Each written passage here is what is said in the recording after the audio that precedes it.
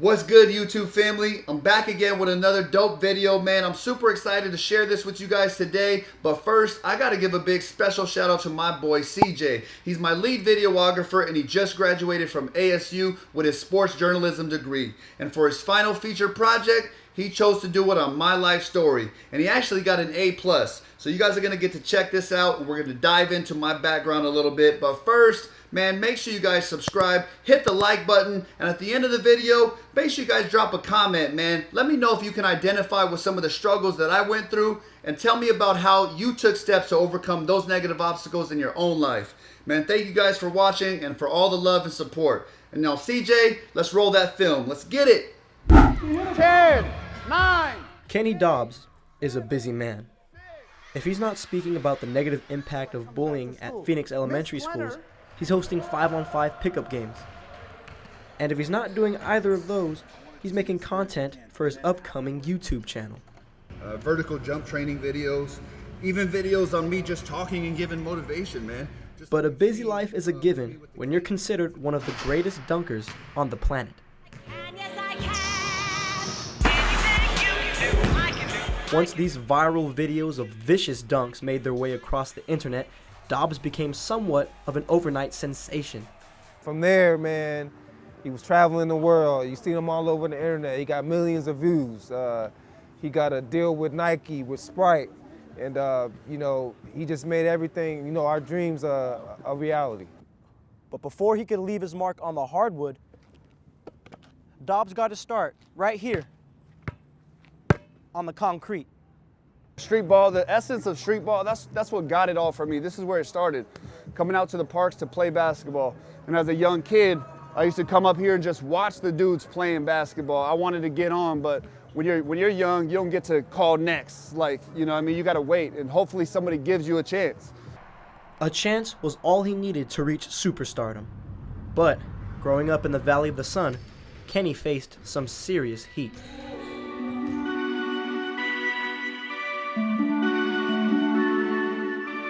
Growing up in West Phoenix, I grew up in Maryville, and in that district, it was the highest drugs, highest crime, highest gangs, you know, in the state. West Phoenix and South Phoenix, those are the two main areas, you know, in Arizona that really, you know, go hard when it comes to drugs, gangs, violence, like, you know, all of that. So being in that area, one of my youngest childhood memories was when I was like 5, 6 years old. I was asleep in my living room, and I woke up to the sound of glass breaking. And I woke up and I looked up and I seen a hand reaching through the window trying to unlock the front door. It wasn't until after Kenny and his father fought off the intruder that Dobbs found out it was no random break-in. I thought we just lived in a bad neighborhood, but I didn't realize that the truth of the matter is that was a drug deal that had gone wrong, and that guy came back for my dad. The trouble didn't stop there for a young Kenny Dobbs. He soon followed down a path created by his own environment. He fell into a lifestyle that pulled him further and further away from his love of basketball. Outside of the court, we just went our own way. You know, he was doing, you know, he was into smoking, burglaries and all that, doing different types of stuff, and I just wasn't into that. A life of troublemaking and crime led him so far down the rabbit hole that he eventually hit rock bottom. At 17 and a half years old, man, that's when it all kind of caught up to me. We decided that we were gonna go rob some place, and, you know, we ended up getting away, but we didn't realize that there was a witness that followed us. And yeah, the cops ended up coming, man, and we just took off. So during that time when I was struggling, I was facing 6 to 9 years in prison. I was 17 and a half years old. They told me they were gonna try me as an adult. Dobbs was determined to not let his last shot of a changed life go to waste. And just at the right time, that's when he says an angel came down to help guide him. Her name was Janet. And there's Kenny. Yeah. Look at that. I gotta hug this boy. I got this music before. The two haven't met up in person for years. But during Kenny's young adult days, they were nearly inseparable. The trust and respect that he had, and he still has. I had faith in him, and he knew how to real talk. He wasn't afraid to say how he felt, and he wasn't afraid to show it.